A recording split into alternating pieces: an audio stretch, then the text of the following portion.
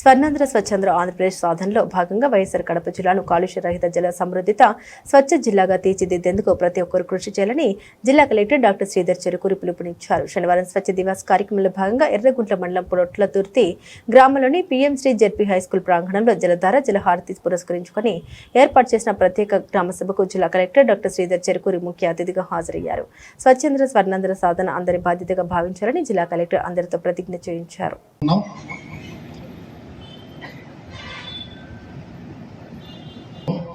మీ అందరికీ తెలుసు, ప్రతి సంవత్సరం మనకి వర్షాలు వస్తాయి.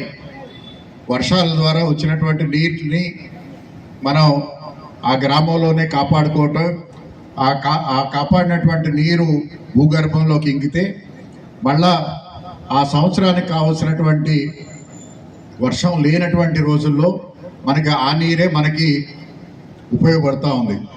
అంతేనా?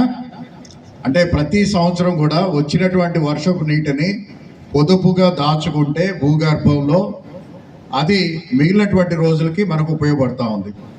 అయితే ఎప్పుడైతే మనం శ్రద్ధగా వర్షపు నీటిని దాచుకోకుండా మనం వదిలిపెట్టేస్తామో అటువంటి సందర్భంలో ఏమవుతుందంటే మన భూగర్భంలో ఉన్నటువంటి నీరు మనం వాడుతున్నటువంటి నీరు ఇంకిపోయి కొన్ని రోజులకి అసలు గ్రౌండ్ వాటరే అందుబాటులో లేకుండా పోతుంది.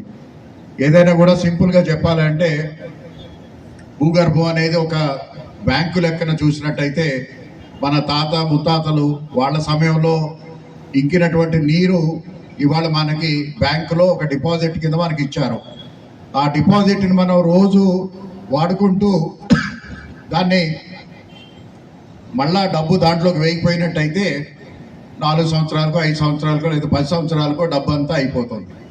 అలా కాకుండా దాంట్లో ఉన్నటువంటి డబ్బును మనకు అవసరానికి వాడుకుంటూ, అలాగే మనం సంపాదించినప్పుడు వచ్చినటువంటి డబ్బును మళ్ళీ అందులో డిపాజిట్ చేసుకుంటూ ఉంటే అది ఎప్పుడు కూడా డిపాజిట్ పెరుగుతూనే ఉంటుంది కానీ తగ్గదు.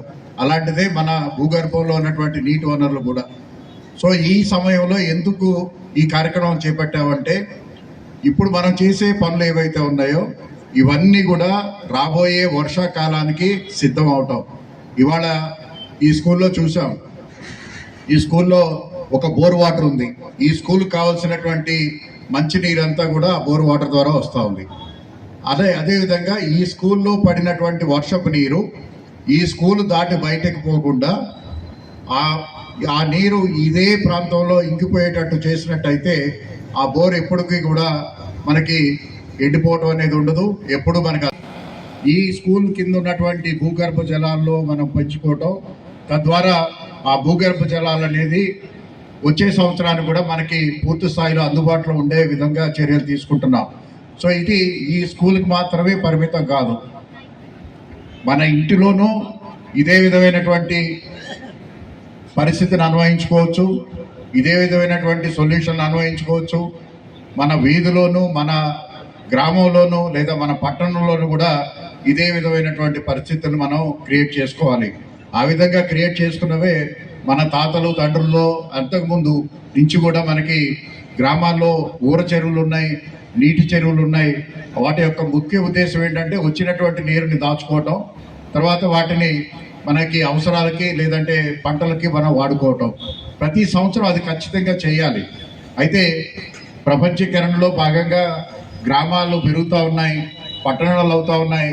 ఆ పట్టణాలు అయ్యే సందర్భంలో గ్రామాల్లోనూ అలాగే పట్టణాల్లో కూడా మనకున్నటువంటి